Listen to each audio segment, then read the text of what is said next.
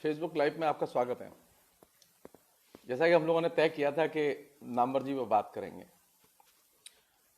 तो नामवर जी पर अभी बात करेंगे हम लोग थोड़ी देर।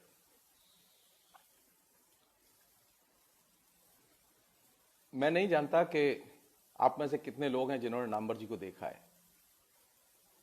ऐसे भी लोग हैं बड़ी संख्या में जिनको नामवर जी को देखने का, उनसे बात करने का, उनसे मिलने का, उनके साथ संगत करने का उन्हें अवसर मिला है।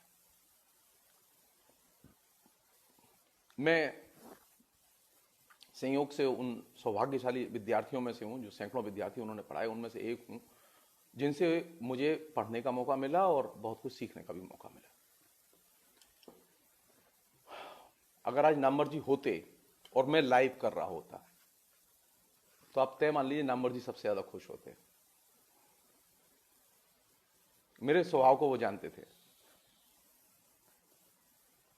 अनेक बार ये हुआ है कि पब्लिक जेएनयू में, पब्लिक गैदरिंग में, पब्लिक मीटिंग में वो मेरे गुरु हैं, मैं उनका विद्यार्थी, लेकिन हमारे दोनों के दृष्टिकोण नहीं मिलते थे। नामवर सिंह का कद बहुत ऊंचा, इतना ऊंचा कि उसकी जितनी प्रशंसा की जाए कम है, ये सच है। नामवर सिंह ने अपना जो ये कद बनाया वो बहुत मेहनत और मशक्कत के बाद बनाया। मतलब कैसे कोई आदमी हिंदी में वो इस तरह का कद बनाए कि उसकी एक ऑल इंडिया इमेज हो। नामवर सिंह अकेले हिंदी के ऐसे आलोचक और इंटेलेक्चुअल थे जिनको के राष्ट्रीय स्तर पर ख्याति उपलब्ध थी, सब लोग जानते थे। और नाम थी कि वो अनेक भाषाओं के साहित्य के बारे में एकदम अपडेटेड थे। आप उनसे बंगला के बारे में बात करो, आप उनसे तमिल के बारे में बात करो, आप उनसे अंग्रेजी का साहित्य, तो वो ऐसे उसके बारे में ऐसे बताते थे जैसे कि वो अंग्रेजी के ही प्रोफेसर हो।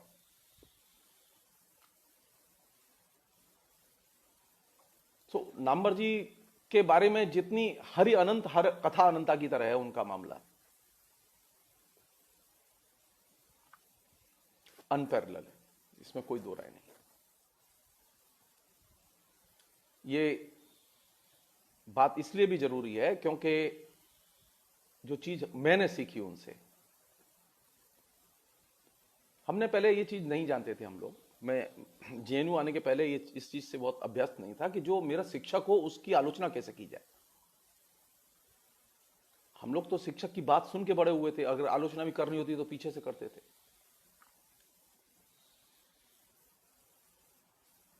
नामवर जी से पहला जो लेसन लिया और जिसने सारी जिंदगी मेरी दिशा बदल दी,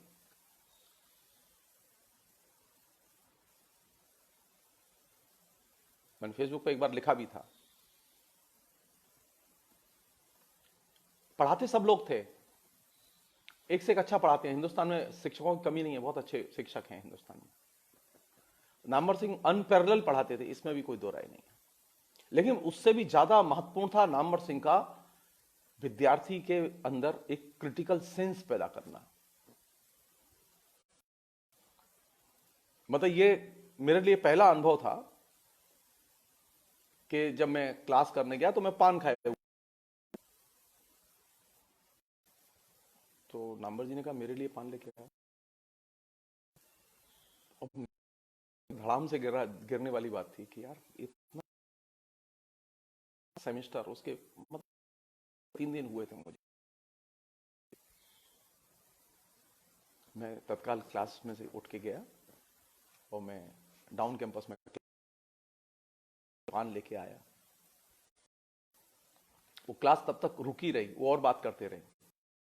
पढ़ाया उन्होंने तब जब मैं आ गया। और क्या लेके आया मैं?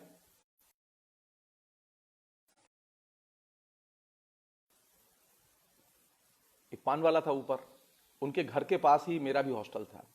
तो कई बार ये होता था कि डिनर करने के बाद में वो भी आते थे वहां और मैं भी मेस से खाना खा के आता था। अंडरस्टूड था कि जो पहले से वहां खड़ा है वो दूसरे को पान, अगर नामवर जी पहले खड़े, उन्होंने देख लिया और मैंने नमस्कार की, तो वो तत्काल कहेंगे पान खिला देना इसे।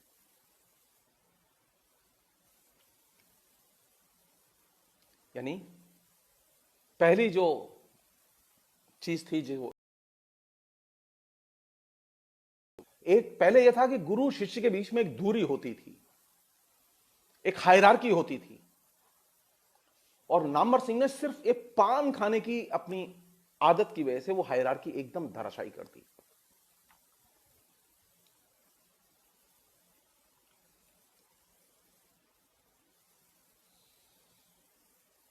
और ये बहुत बड़ी चीज थी, एक शिक्षक विद्यार्थी को अपने बराबर ले आए, बराबर खड़ा करके बात करे,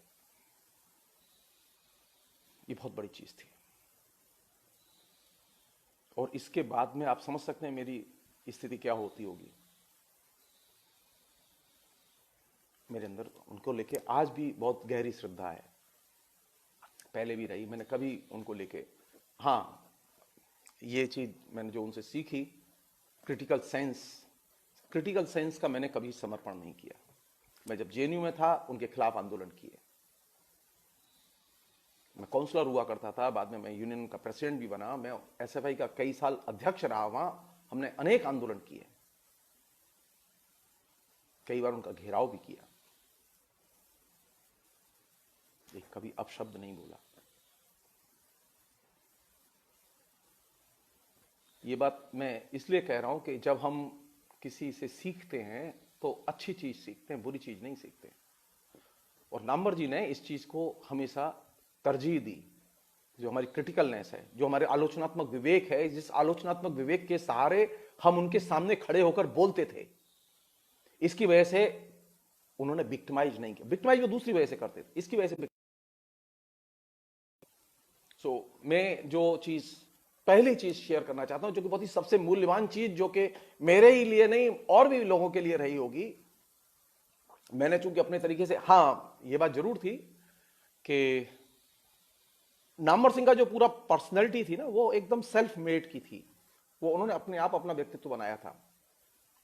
उनके व्यक्तित्व के निर्माण में किसी की भूमिका नहीं थी, वो किसी सिफारिश से बड़े नहीं हुए थे, उसने सिफारिश से उन्हें नौकरी मिली थी। वो तिक्रम बहुत जानते थे, तिक्रम करते भी थे, लेकिन उनका जो पूरी पर्सनैलिटी थी, वो इंटेलेक्चुअल पर्सनैलिटी हो या एक और दूसरी जो क्षमताएं हो, वो उसकी अपनी सेल्फ मेड थी। और ये चीज मुझे बार बार अपील करती थी।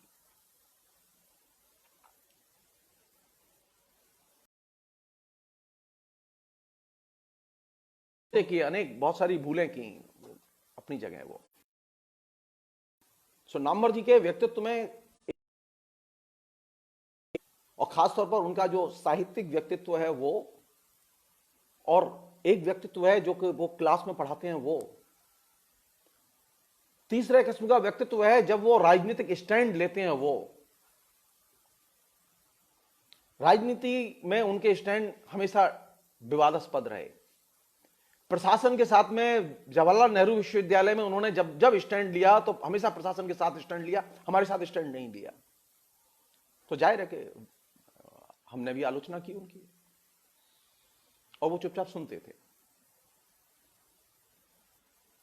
तो नामवर जी पर बात करते समय ये फर्क, ये अंतर हमें करना होगा कि एक वह नामवर सिंह जो एकेडमिक्स का है, एक वह नामवर सिंह जो कि विश्वविद्यालय का प्रशासक और प्रशासकों के साथ है, एक क्लास में टीचर है। ये सारे एक जैसे नहीं है। नामवर सिंह को हम लोग करते क्या है, बातचीत करते समय ये घालमेल करते हैं। जब अब रही बात विक्टिमाइजेशन की, तो विक्टिमाइजेशन हम में से सभी अच्छे विद्यार्थियों ने जो भी रहे हैं, जो कमोबेश उनके विचारों से सहमत नहीं थे नामवर सिंह से, उनमें से तकरीबन सभी विद्यार्थियों को नामवर सिंह के हाथ विक्टिमाइज होना पड़ा, किसी को किसी रूप में, किसी को किसी रूप में।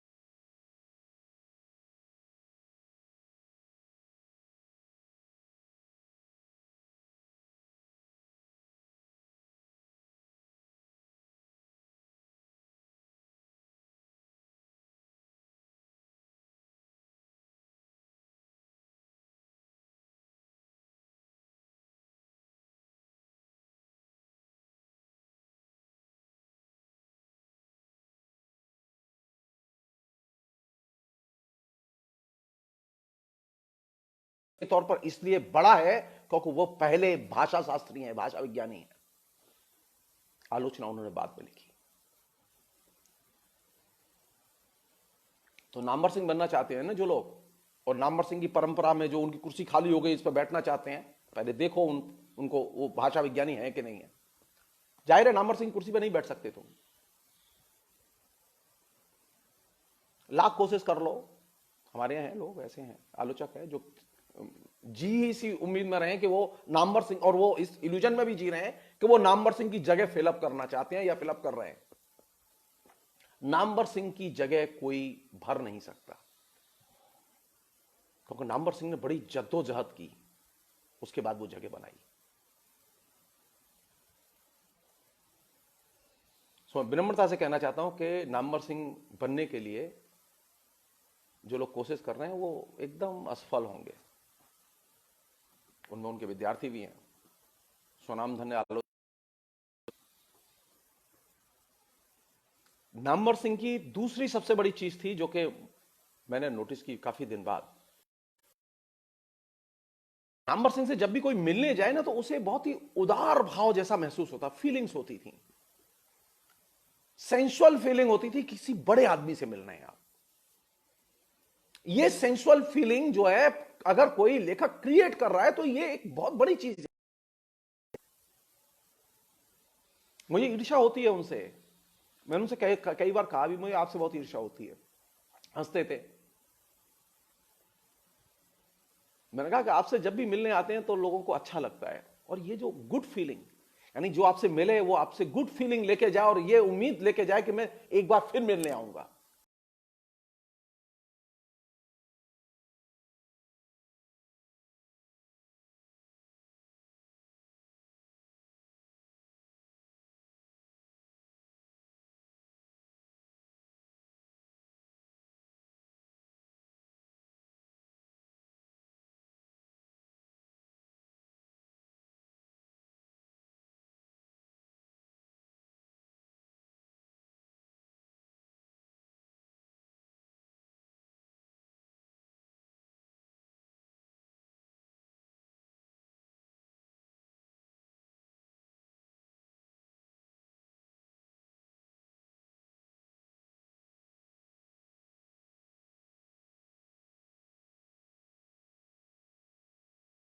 खुद स्वागत सत्कार जो भी है खुद करते थे। बैठे, जब मैंने किताब दी निकाल के, उन्होंने किताब को सिर पर लगाया और कहा कि जगदीश्वर, तुमने मेरा पुनर्जन्म कर दिया। मैंने इतनी खुशी कभी नहीं देखी। वो बात कर रहे हैं, बार बार पन्ने पलट रहे हैं, पढ़ रहे हैं, फिर रुक रहे हैं, और उस बातचीत के दौरान उन्होंने एक सबसे महत्वपूर्ण बात कही। बोले कि मैं अभी सुबह से पहले तुम्हारा लेख ही पढ़ रहा था। मैंने आइडेंटिटी के सवाल को लेकर नामवर सिंह की आलोचना करते हुए, जो कि उस पुस्तक में भी है, वो एक अंश मैंने पहल मैगजीन को दिया था और वो अंक उनके पास था, और वो उसको पढ़ रहे थे सुबह से,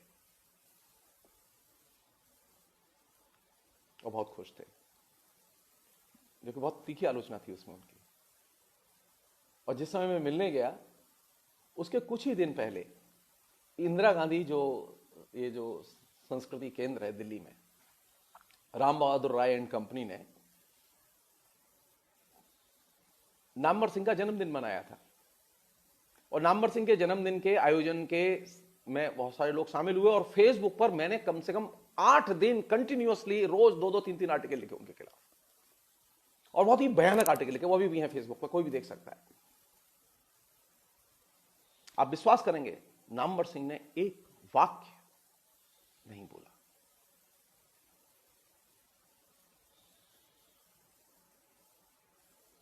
क्या चीज थी? आलोचना का हक तुम्हारा हक है। ये चीज जो अपने शिक्षक से मैंने हासिल की, और इस चीज को प्रिजर्व करने में मेरे शिक्षक ने जो मदद की, मैं निश्चित तौर पर उसका कृतज्ञ हूं।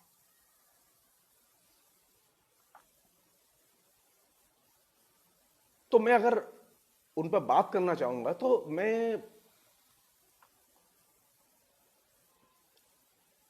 मेरे पास तो भाषा नहीं है।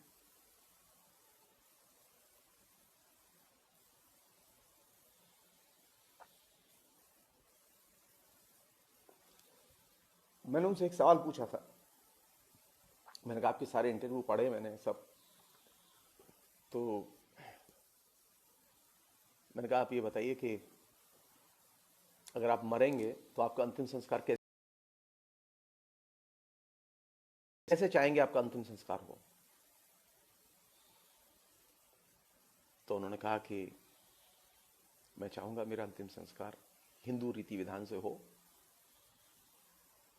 तो मैंने कहा क्यों जोर देना चाहते हैं इस पर?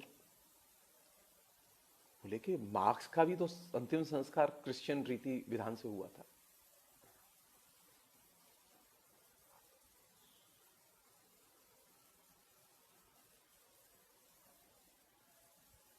उसके पहले मैंने सवाल किया था उनसे, जो उसका कि उन्होंने उत्तर दिया, बहुत ही शानदार उत्तर दिया था। मैंने कहा आप नास्तिक क्यों हैं? किसने बनाया आपको नास्तिक? और आप नास्तिक हैं तो फिर मंदिर क्यों जाते हैं? तो उन्होंने कहा कि मैं मंदिर इसलिए जाता हूं कि मंदिर हमारी सभ्यता के प्रतीक हैं। मैं इसलिए नहीं जाता हूं कि मैं धार्मिक हूं।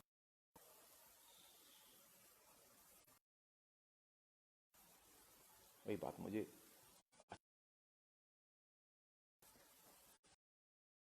मुझे नास्तिक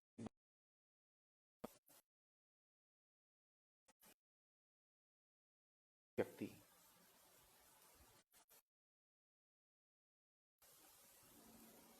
सोचे हम लोग। सुधा ने एक सवाल किया था उनसे, बोले कि जीवन का सबसे बड़ा दुख क्या है? जानते हैं क्या बोले? बोले सबसे बड़ा दुख यह है कि मैं इसे देखता हूं तो मुझे ईर्ष्या होती है। बहुत लिखता है ये, मुझे बड़ा अच्छा लगता है। बोले जब मैं जवान था, मेरे शरीर में ताकत थी, तो मैं लिख नहीं पाया, मैं घूमता रहा, समय नहीं होता था मेरे पास बैठने का। और अब जब मैं घर में बैठा हुआ हूं तो मेरे शरीर में ताकत नहीं है लिखने की। ये मेरा सबसे बड़ा दुख है।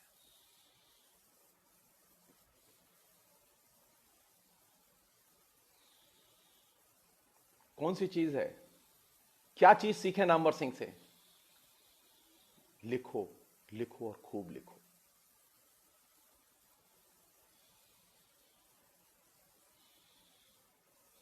ये पीड़ा थी उनकी आखिरी दिनों, सबसे आखिरी। वो इंटरव्यू मेरे पास अभी भी मैंने रिकॉर्ड किया हुआ है, मैंने उसे फेसबुक पर कभी, मैंने ये बात कह के उनसे वो रिकॉर्ड किया था कि ये हम अपने रिकॉर्ड के लिए रखेंगे, ये क्योंकि हमारी धरोहर है। सो नामवर सिंह को कहां से देखेंगे आप? लोग नामवर सिंह पे बात करते समय रूप, उनके पॉलिटिकल रूप, उनके और दूसरे एक्शंस को घालमेल कर देते हैं, और जो कि कायदे से करने से हमें बच। अब एक अन्य पहलू सोचें, वो ये कि आज जब हम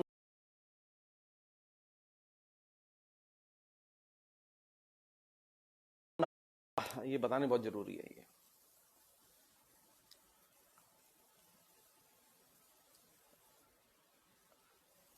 जेएनयू में मोदी सरकार के आने के बाद में जो उथल पुथल और परिवर्तन घट रहे थे, उससे नामवर सिंह बहुत दुखी थे, उसे अप्रूव नहीं करते थे। उन्होंने पर्सनली कहा मुझसे, और बोले कि जानते हो जगदीश्वर, मैंने निर्णय लिया है, मैं अब जेएनयू कभी नहीं जाऊंगा, क्योंकि अब जेएनयू वैसा नहीं रहा। और उसके बाद वो जेएनयू नहीं गए।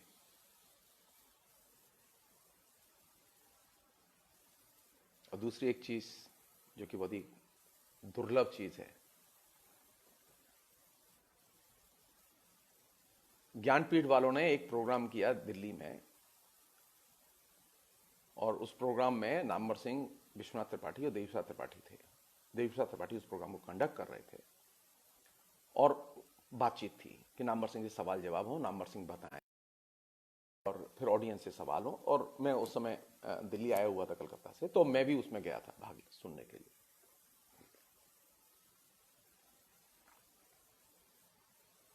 सारे लोगों ने उनकी पुस्तक कविता के नए प्रतिमान की बड़ी प्रशंसा की, भूरी भूरी प्रशंसा की। अंग्रेजी के प्रोफेसर हैं हरीश त्रिवेदी, उन्होंने तो खड़े होकर सीधे सीधे कहा कि आप वो माइलस्टोन पुस्तक है वगैरह वगैरह।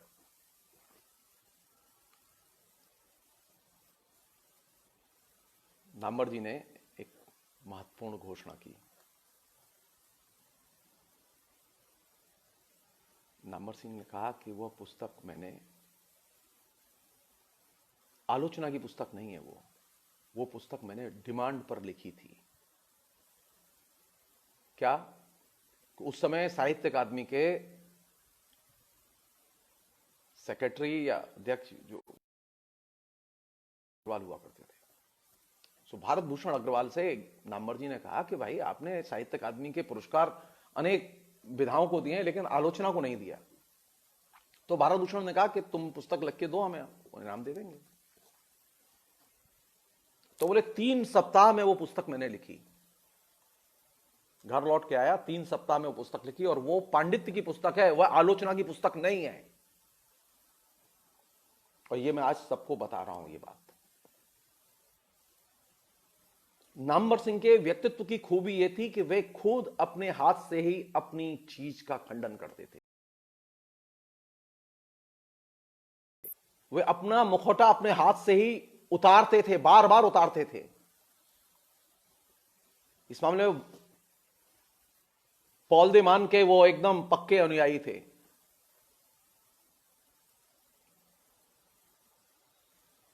वहां जो लोग थे ऑडियंस में, वो एकदम सन कि नामवर सिंह ये क्या कह रहे हैं। मैंने उसी दिन रात को पोस्ट भी लिखी फेसबुक पर लौट के, क्या तो कमाल हो गया। सो नामवर सिंह की खूबी क्या थी, उनकी वक्तृता की खूबी क्या थी कि वे अपना वक्तव्य खुद पलट के क्रिटिकली देखते थे, अपने काम को पलट के क्रिटिकली देखते थे, इसलिए वे कभी अपने को दोहराते नहीं, बदलते थे। आज इस सेमिनार में कुछ बोला तो उसके बाद अगली सेमिनार में दूसरी चीज बोली, और इसको एकदम इससे भिन्न बात बोली। आपको इसमें उनके शिफ्टिंग के पैटर्न के पीछे छुपी हुई जो राजनीतिक समझ है उसे समझना होगा।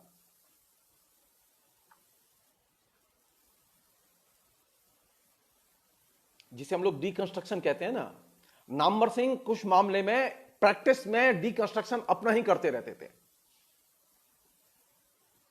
वो क्यों करते थे? अब ये तो उन्होंने उसका उत्तर नहीं दिया वो क्यों करते थे। जब लोग कहते थे ना आपने फला जगह ये बात बोली, अब यहां ये बात बोल रहे हैं, उसके और इसके बीच में कोई मेल नहीं है, बल्कि उल्टा है। रीडिंग और फिर रीडिंग, पाठ और पुनर्पाठ, ये वक्तव्य को देने वाले को भी करना चाहिए, जो भाषण देते हैं उन्हें भी करना चाहिए। नामवर सिंह सचेत रूप से अपने पाठ की रीडिंग और री रीडिंग करते थे, और ये एक बहुत बड़ी चीज थी, और इसी वजह से उनके सारे वक्तव्य एक दूसरे के अनेक बार खिलाफ जाते थे। सो नामवर सिंह पर बात करते समय, उनके लिखे को पढ़ते समय इस पहलू को ध्यान में रखना बहुत जरूरी है। अब एक जो सबसे वो अच्छी चीज नहीं है, लेकिन उसे बताया जाना चाहिए। जैसा कि मैंने आपसे कहा कि अभी एक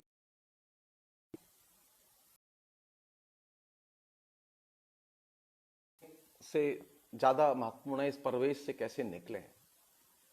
नामवर सिंह हमारी कोई मदद करते हैं कि नहीं? निश्चित तौर पर नामवर सिंह हमारी मदद कर सकते हैं, बशर्ते कि हम सब्जेक्टिव कम हो। हमारे यहां आलोचकों की मुश्किल यह है कि वो सब्जेक्टिव ज्यादा है, ऑब्जेक्टिव कम। हमारे यहां लेखक की मुश्किल यह है कि वो सब्जेक्टिव ज्यादा है, ऑब्जेक्टिव कम।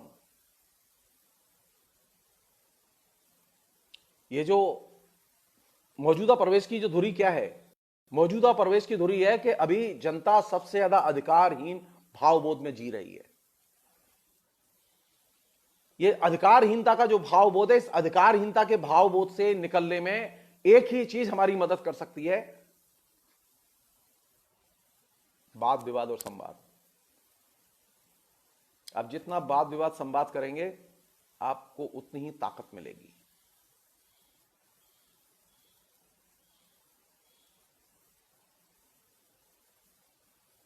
मुझे याद है अच्छी तरह से, एक प्रोग्राम में उन्होंने विश्वनाथ प्रताप सिंह की कविताओं की बड़ी प्रशंसा, भूरी भूरी प्रशंसा की थी। नामवर सिंह ये काम बहुत करते थे, किसी को भी लेखक बना देते थे, बहुत महान लेखक बना देते थे। उन्होंने अलका सरावगी के बारे में कहा कि वो ऐसा उपन्यास लिखा है कि 50 साल में कोई ऐसा उपन्यास नहीं लिखा गया।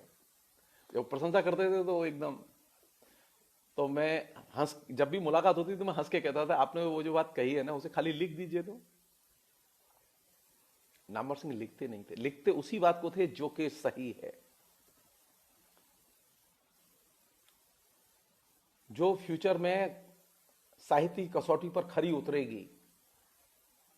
वो हर एक चीज को लिखते नहीं थे, बोलते थे, बहुत सारी चीजें बोलते थे वो, और बिल्कुल फ्रीली बोलते थे। मुझे याद है अच्छी तरह से कि कलकत्ते में एक प्रोग्राम था, वहां पर एक पुरस्कार वहां की एक लोकल संस्था देती है, प्रतिभा अग्रवाल है, वो एक प्रोग्राम करती हैं हर साल, इधर मुझे मालूम नहीं, अपने पति के नाम पर मदन मोहन अग्रवाल पुरस्कार देती रही हैं। तो नामवर सिंह एक बार वहां आए थे प्रोग्राम में, और वो 1 घंटा आइडेंटिटी में बोलते रहे। आइडेंटिटी के लिए उन्होंने करेक्टर कौन चुना? जगदीश्वर चतुर्वेदी। वो रिकॉर्ड में है वो चीज। मैं बड़ा परेशान, बोले आइडेंटिटी कैसे बनती है और कैसे शिफ्ट करती है, ये अगर देखना हो तो आप जगदीश्वर को।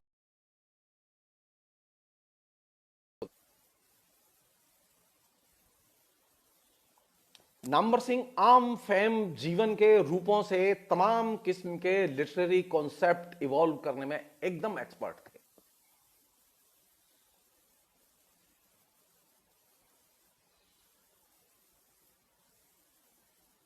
और मतभेद और वैचारिक टकराहट, इनको वे हमेशा सेमिनार्स में, संगोष्ठियों में हमेशा बढ़ावा देते थे।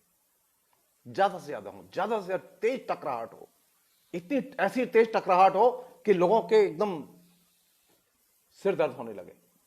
इसे वो पसंद करते थे। क्योंकि जब विचारों की टकराहट होगी तभी तो कोई चीज निकलेगी, तभी तो मंथन होगा ठीक से। अभी जैसे जलेबी बनाना शुरू कर दिया ना हमने, सब मीठा मीठा कहते हैं, मीठा मीठा खाते हैं, विचारों में टकराहट नहीं होती। विचारों की टकराहट का मतलब यह नहीं है कि सामने वाले के साथ में आपकी दुश्मनी हो गई। नामवर सिंह जिनके साथ में सबसे ज्यादा वैचारिक टकराहट होती थी, उनसे उनकी सबसे गहरी दोस्ती होती थी। विष्णुनाथ शास्त्री के विचारों को एकदम पसंद नहीं करते थे, लेकिन विष्णुनाथ शास्त्री से बहुत अच्छी दोस्ती थी उनकी।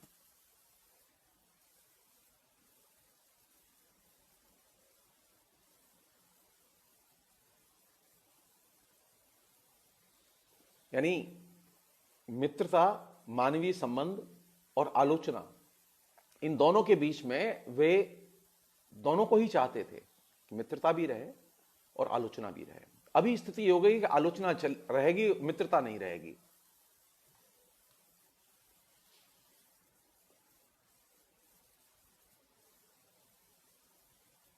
क्या करेंगे हम लोग? क्या सीखेंगे हम एक आलोचक से? मैं ऐसे अनेक घटनाएं आपको बता सकता हूं जिनमें के बाकायदा नामवर सिंह को बिल्कुल एकदम रंगे हाथों पकड़ लिया था हम लोगों ने, लेकिन फिर भी नामवर सिंह बहुत समझदारी से पेश आते थे।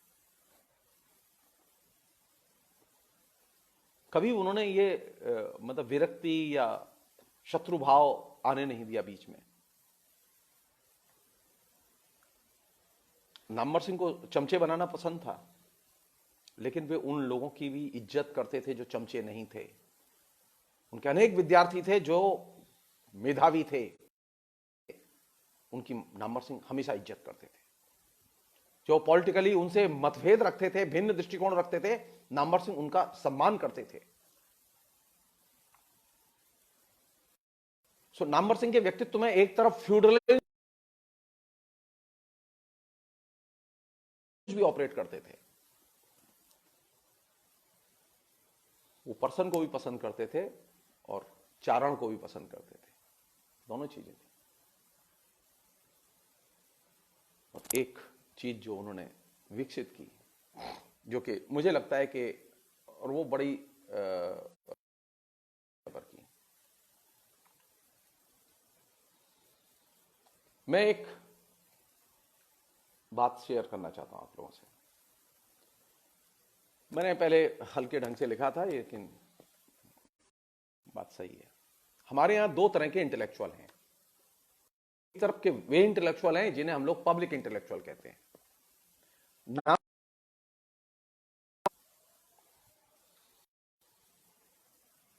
जैसे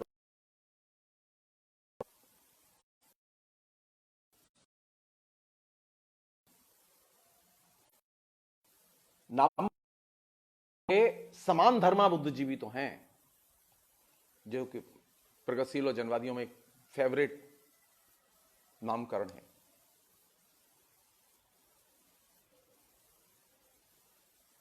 ये समान धर्मा बुद्धिजीवी वह है जो कि एसेंशियली करप्ट है।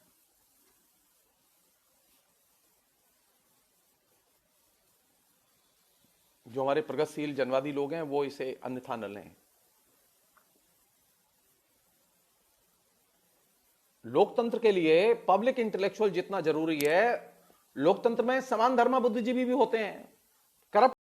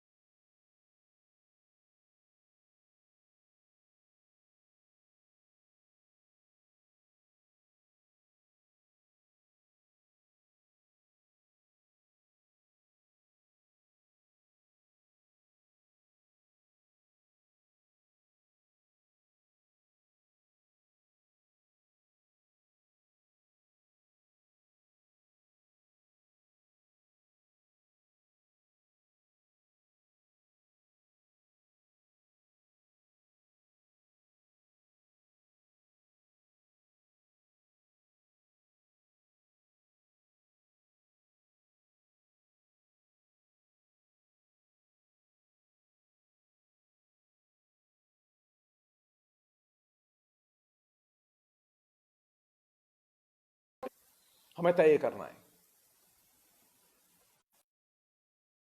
ये मेरी अपनी राय है, क्योंकि मैं बुद्धिजीवी नहीं हूं। मैं ना समान धर्मा हूं, ना मैं पब्लिक इंटेलेक्चुअल।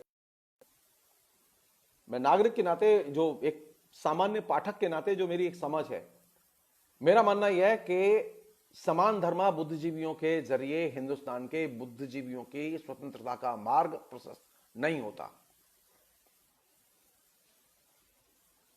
उसमें असुविधाएं हैं।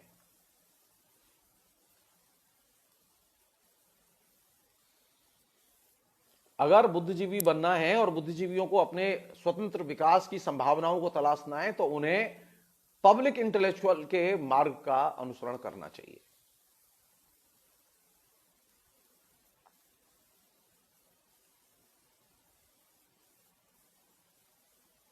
नामवर सिंह के व्यक्तित्व की यह सबसे बड़ी कमजोरी है कि वे समान धर्मा बुद्धिजीवी हैं, वे पब्लिक इंटेलेक्चुअल नहीं है।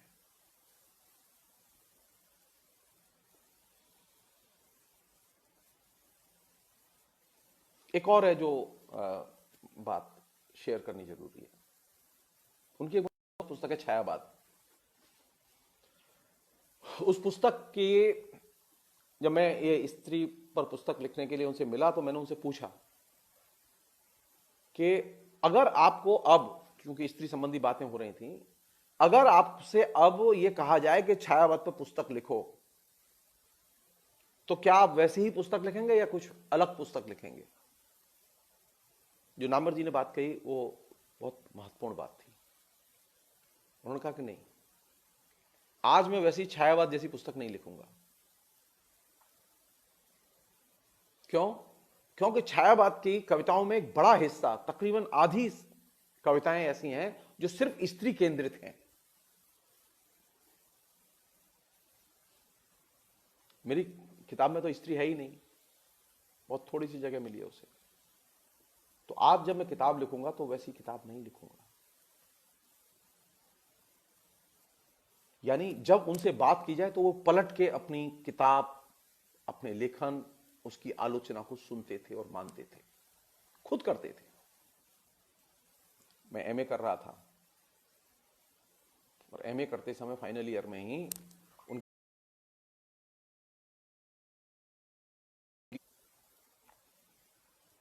तो हम लोगों को एक सेमिनार पेपर लिखना रहता था,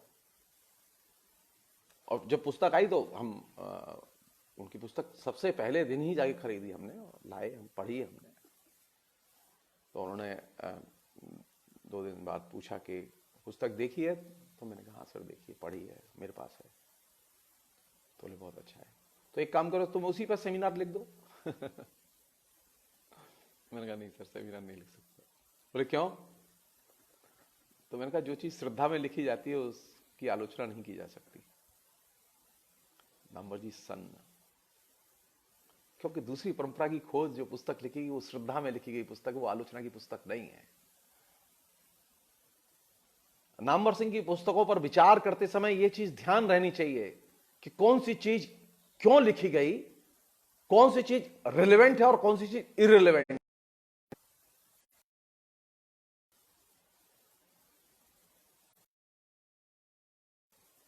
ये आखिरी दिनों में ये आभास हो, उन्हें इस पुरानी अपनी समझ से बाहर निकलना चाहिए और अपनी चीजों को समेट के पुस्तक के रूप में लाना चाहिए। पुस्तकें होनी चाहिए। पहले वो पुस्तक लिखने को पुस्तकों के उनका मानना था कि कम पुस्तकें रहें तो ज्यादा अच्छा है। लेकिन जो पहला बैच उनकी पुस्तकों का आया और उस पुस्तक में 4 पुस्तकें आई उनका लोकार्पण हुआ, तो उस लोकार्पण के बाद में ही तत्काल बाद मैंने उन 4 पुस्तकों का रिव्यू लिखा एक साथ, और वाणी प्रकाशन की एक पत्रिका में ही वो रिव्यू छपा।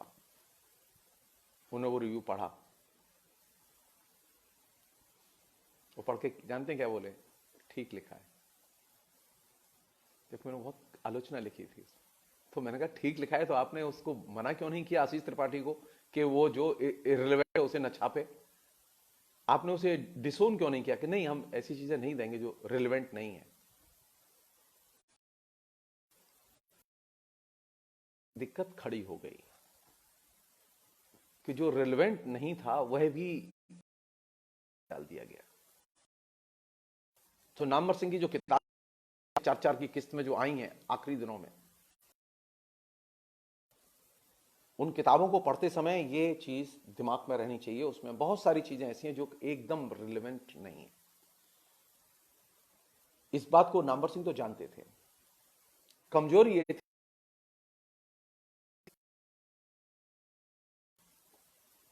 अगर रोक लेते तो बहुत अच्छा होता। नामवर सिंह प्रतिभा थी, उनकी प्रतिभा में कोई कमी नहीं थी, लेकिन उनका सबसे कमजोर पहलू था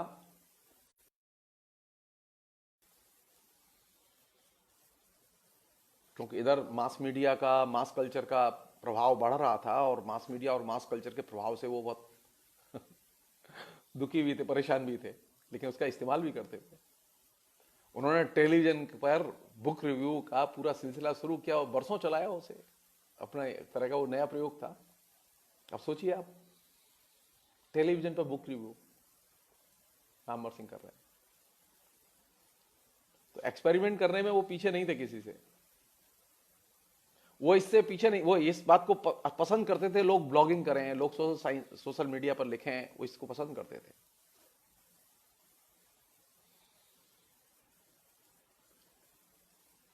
वो नए आधुनिक माध्यमों के पक्षधर थे कि उनमें लिखा जाना चाहिए। वो यहां जो चलने वाली डिबेट थी उनको भी वो अप्रिशिएट करते थे, उनको उनके विद्यार्थी जा जाके बताते थे, वो सुनते थे, समझते थे।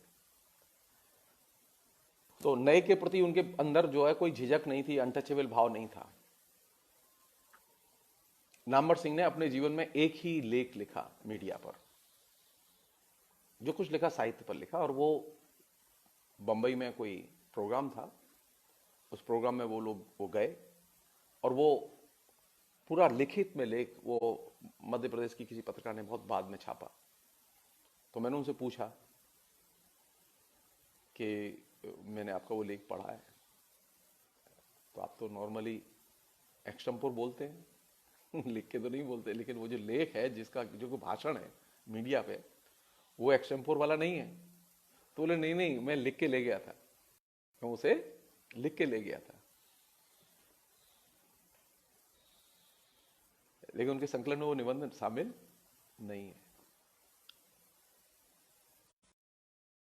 मीडिया के बारे में क्या समझ रखते हैं, कितनी ताकत वो समझते हैं मीडिया की, इसको जानने के लिए वो लेख बहुत महत्वपूर्ण है। वो लेख रेमंड विलियम्स के विचारों की रोशनी में लिखा गया।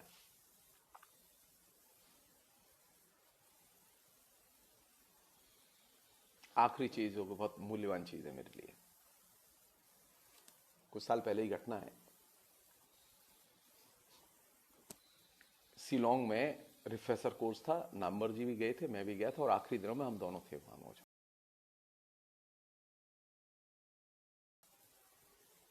और जिस समय वहां गए थे तो शिक्षकों की, तो उन्होंने कहा कि देखो सुनो, पहले मैं क्लास लूंगा, तुम बैठोगे, और फिर तुम जब बोलोगे तब मैं सुनूंगा तुम्हारी, और हम दोनों देखेंगे, और जो मन में आएगी मैं पूछूंगा, और तुम्हारे मन में आएगी जो तुम पूछोगे, लेकिन हम लोग बैठेंगे। मैंने कहा ठीक है। लेकिन जब वो शिलोंग में वहां यूनिवर्सिटी के गेस्ट हाउस में आए, उतरे, तो मैं गेट पर ही था, उनके स्वागत के लिए खड़ा था। बहुत खुश हुए, बोले कि 15 साल बाद हम लोग मिल रहे हैं। तो अब यह है कि जब तक यहाँ रहोगे ना, हम लोग एक दूसरे के बिना नहीं रहेंगे, सब समय साथ रहेंगे। ठीक है, सब समय साथ रहेंगे, कोई दिक्कत नहीं है। अच्छा, इस मिलन के पहले वो मेरा जामिया में सिलेक्शन खारिज कर चुके थे। वो सिलेक्शन कमेटी में थे, उन्होंने मुझे चुना नहीं। मैं प्रोफेसर था, लेकिन मुझे वहां पे नौकरी के लिए चुना नहीं, वो खारिज कर चुके थे मुझे। उन्होंने मुझसे पर्सनली कहा कि मैं तुमसे माफी चाहता हूं, मुझसे गलती हो गई है, बड़ी गलती हो गई है। तो मैंने कहा नहीं सर, आप कुछ भी, वो आपका हक है, आप एज ए एक्सपर्ट, आपका हक है, आप कुछ भी निर्णय ले सकते हैं उसमें, उसको लेके कोई बात। बोले नहीं, मैं बहुत अंदर से बहुत दुखी हूं। मैंने पहली बार अपने अंदर एक चीज गिल्टी मैंने महसूस की। अच्छा, मुझसे पहले वो सुधा से ये बात कह चुके थे दिल्ली में एक प्रोग्राम में, मुझसे गलती हो गई। अब यहां से बात शुरू हुई, तो मैंने कहा सर कल प्रोग्राम खत्म हो जाएगा, 2 दिन में यहाँ, आप दिल्ली लौटेंगे नहीं? बोले नहीं, मैं अभी जाऊंगा नहीं, मैं यहीं रहूंगा। क्यों रहेंगे आप यहाँ? कोई तो बात होगी। अच्छा, मुझे मालूम नहीं, अब मैं तो इतने दिन बाद मिला था, तो बहुत सारी चीजें घटी, बहुत सारी, उन्होंने 15 साल के पूरे नोट्स उस 3 दिन की मीटिंग में सब दे दिए, क्या क्या घटा जीवन में, जी खोल के बातें की। सिर्फ एक घटना बता रहा हूं मैं, और वो रिकॉर्ड में रहनी चाहिए। नामवर जी और मैं जिस समय शिलोंग में थे, उस समय जेएनयू में उनके एक विद्यार्थी पुरुषोत्तम अग्रवाल का विदाई समारोह था। पुरुषोत्तम अग्रवाल को बहुत प्यार करते थे।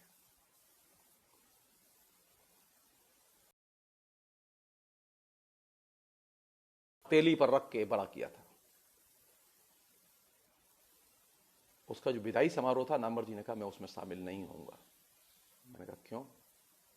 आप तो उसे बहुत प्यार करते हैं, आपने तो उसे पाल पोस के बड़ा किया, उसे नौकरी दिलाई है, हर जगह नौकरी दिलाई है, हम लोगों को तो नौकरी नहीं, हम लोगों को तो खुद जुगाड़ करनी पड़ी। बोले नहीं,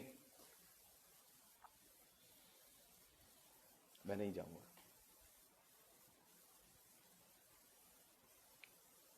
उन्होंने अचानक मुझसे कहा कि मैं तुम्हारे छात्र जीवन की एक बात याद दिलाना चाहता हूं, मुझे याद है तुम्हारी बात, मैं भूला नहीं हूं।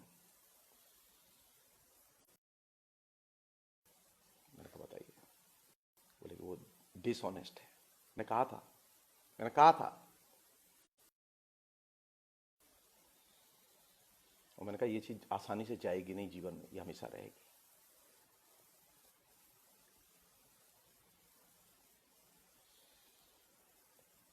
नामवर सिंह अपने विद्यार्थी के, जब वो विभाग का अध्यक्ष बना, पुरुषोत्तम अग्रवाल, तो उसके आचरण से इतने दुखी थे कि उसके विदाई समारोह में शामिल नहीं हुए। उन्होंने कहा कि मैं दिल्ली जाऊंगा ही नहीं। लड़के आए थे जो पुरुषोत्तम अग्रवाल के शिष्य थे वो आए थे, वो उनका बयान रिकॉर्ड करके ले गए, लेकिन नामवर सिंह नहीं गए।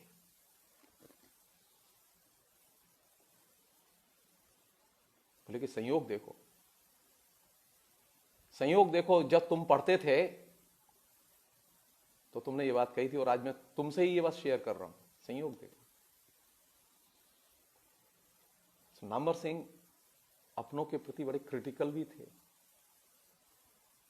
इतने क्रिटिकल थे कि हम सोच नहीं सकते, और इतने ऑनेस्ट थे कि अपनी गलती स्वीकार करते थे, विनम्रता से स्वीकार करते थे, कोई अहंकार नहीं था।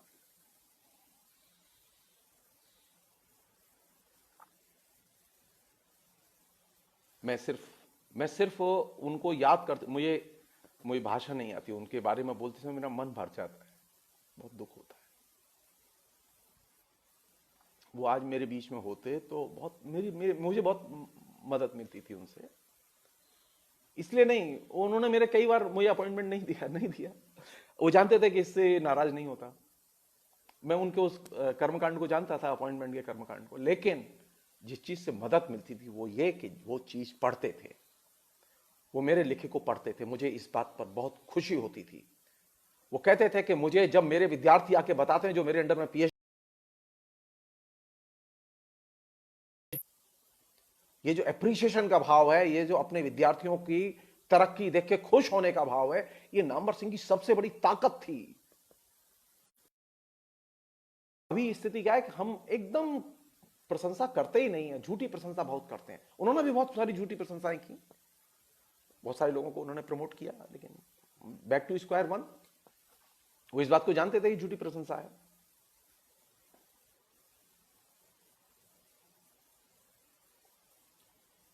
केदारनाथ सिंह ने मुझे बाकायदा बताया कि नामवर जी ने तुम्हारी किताब जो तुमने लिखी है पूरी पढ़ी, और पढ़ी नहीं, उसके हर पन्ने पर टिप्पणियां लिखी हैं और बहुत खुश हैं। उन्होंने यह भी कहा था कि मैंने साहित्य का इतिहास दर्शन पुस्तक पढ़ी है तुम्हारी, और मुझे बेइंतहा खुशी हुई तुम्हारी वो पुस्तक पढ़ के। मुझे इससे बड़ा कॉम्प्लीमेंट नहीं मिल सकता, क्योंकि मैं अपने शिक्षक के साथ में जो मैंने जो संबंध बनाया वो बहुत ही क्रिटिकल संबंध बनाया। मैंने उनसे सीखा ये कि मैं आलोचना को एक बाकायदा एक डिसिप्लिन की तरह विकसित करूं, और दूसरी चीज सीखी है कि जो सामने होता है उसे मैं प्यार भी करूं, चाहे मेरे कितने मतभेद हो। तो नामवर सिंह तो बात करते समय प्यार और आलोचना के जो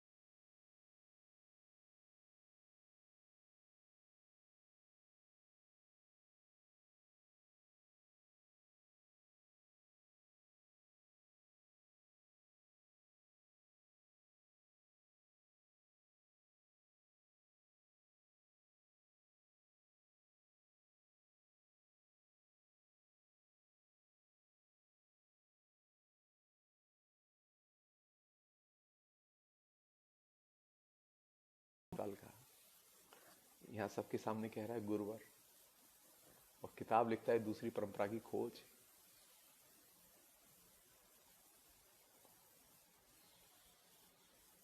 नामवर जी एकदम चुप, नतमस्तक। नामवर जी उनके सामने उनकी आलोचना नहीं करते थे, उनके लिखे पर आलोचना नहीं करते थे। एक बार की घटना स्वयं रामविलास जी ने बताई कि नामवर जी जब जनयुग के संपादक थे तो उस समय रामविलास शर्मा के एक लेख की आलोचना करते हुए चंद्रवली सिंह ने एक महत्वपूर्ण लेख लिखा, लेख छपा। छपने के बाद में नामवर जी ने संपादक के नाते रामविलास जी से कहा कि आप इसका चाहें तो उत्तर दीजिए, हम छापेंगे उसे भी। रामविलास जी ने उत्तर नहीं लिखा। उन्होंने पूछा क्यों, तो बोले नहीं, वो मेरे गुरु है, मैं उनके लिखे की आलोचना नहीं कर सकता। ये जो ट्रेडिशन है, इस ट्रेडिशन और मंच पर देखिए आप कैसी टकराहट होती है।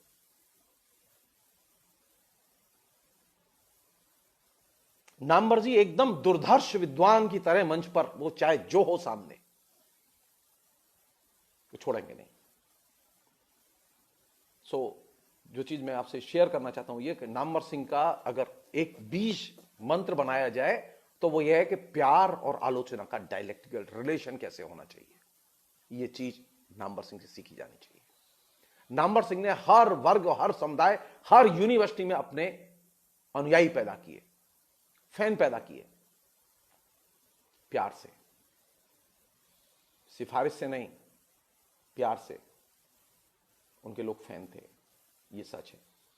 ये सच है कि आज भी अगर फेसबुक पर नामवर सिंह को लेकर कुछ लिखा जाए तो उसको पढ़ने वाले लोग, उसको लाइक करने वाले लोग सबसे ज्यादा होते हैं। ये सच है। वो अपने जीते जी सबसे जनप्रिय थे। उनके बिना सेमिनार संभव नहीं थी। अगर वो किसी सेमिनार में चले जाएं तो सेमिनार सार्थक हो जाती थी। और ये उनकी सबसे बड़ी जनप्रियता की कसौटी थी और सफलता थी। तो नामवर सिंह पर बात करते समय, नामवर सिंह को देखते समय कौन सी चीज जरूरी है?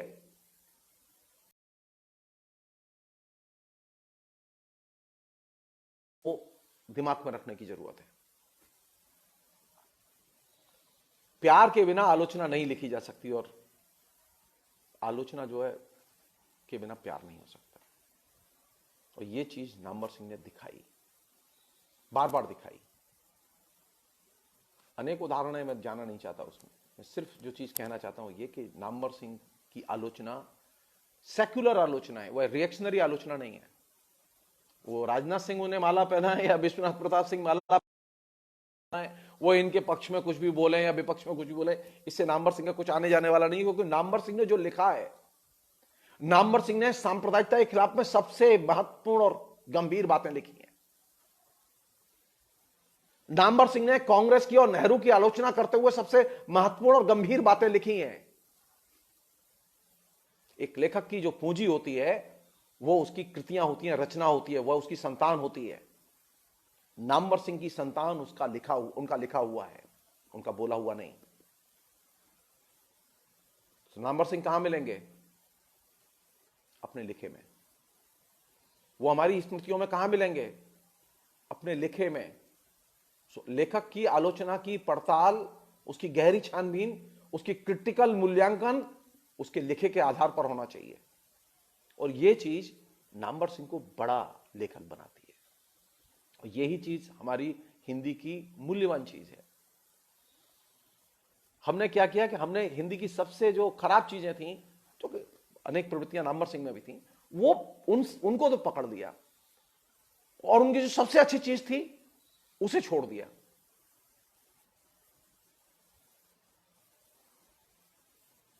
हमें नामवर सिंह की सबसे अच्छी चीजों को पकड़ना चाहिए, विद्यार्थियों को बताना चाहिए, शिक्षितों को बताना चाहिए, लेखकों को बताना चाहिए।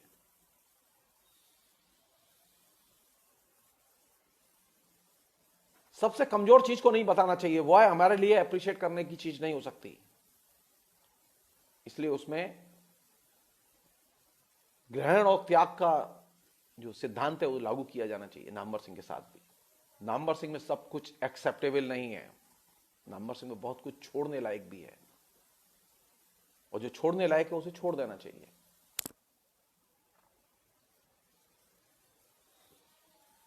नामवर सिंह फिर कहां मिलेंगे? नामवर सिंह सिर्फ आलोचना में मिलेंगे। पढ़ के तो देखो, उनकी किताबें बहुत मूल्यवान किताबें।